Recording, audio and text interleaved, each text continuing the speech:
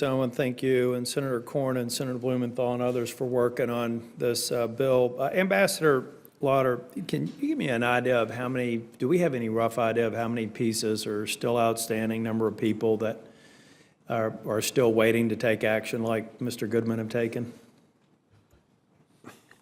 There is no good numbers, obviously. We can say there is probably 200,000 to 300,000 works of art somewhere in the world that have been unaccounted for. I'm talking about major works of art, because the minor ones we'll never know, but the major ones we've seen from the records that the Nazi kept what they stole.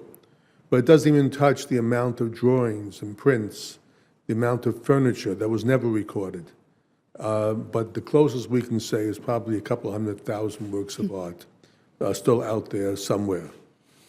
And Mr. Goodman, you were saying that there are some 20 more pieces of art you're trying to find. How many have you recovered to this point, and what are your prospects of identifying the other 20? Have they been identified, you're trying to work it out, or you've still got searching to do? I have a lot of searching to do. There's one important painting that I've traced to New York in 1955, for instance, so I know it survived the war and I know it came over here.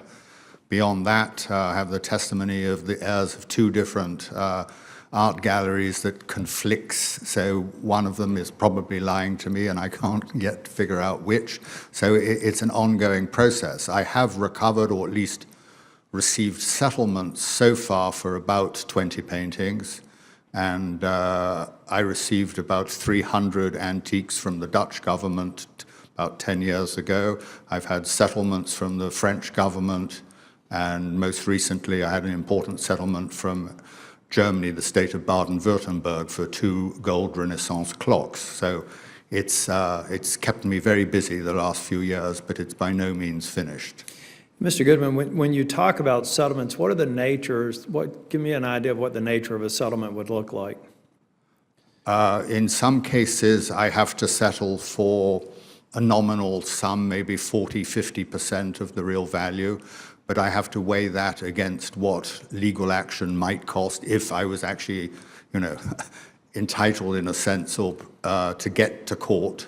And then it all depends where I find something. I recently found a painting in Switzerland where legally I don't have a leg to stand on, but for emotional reasons, I actually got the consignor to give me 50% of the proceeds. I would like to get something back. I found a painting in Los Angeles, where I live, about a mile from where my home, and that collector, after I'd talked to him for about a year, actually took it off his wall and helped load it in the back of my car. So they're good people and they're bad people in all this. If you think about the HERE Act, it wouldn't seem to me there'd be a terribly politically charged debate here. But what about in Europe and other originating countries?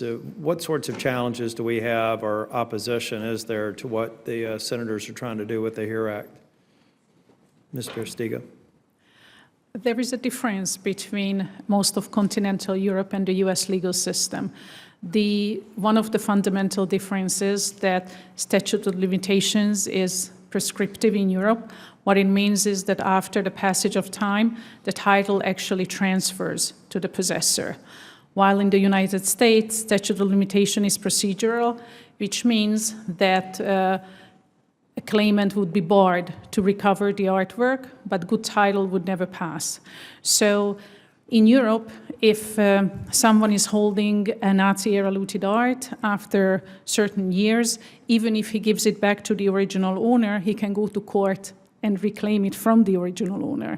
In the United States, if a current possessor gives it back to the original owner and goes to court, he'll never be able to reclaim it.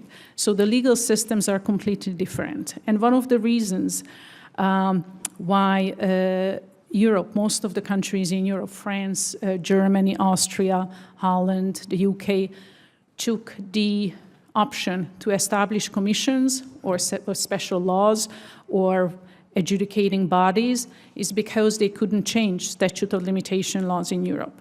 In the United States, the last 16, 18 years, there have been town hall meetings and all sorts of efforts to establish some sort of a commission. But in the United States, most of the museums are privately owned, and in Europe, they are publicly owned, so most of them.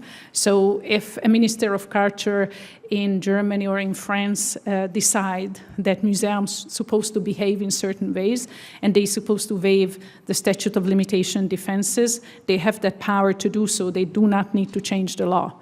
In the United States, you don't have such a government body who can direct the museums to waive these defenses, and therefore you need to change the law, and in the United States you can. Thank you. Thank you, Mr. Chair.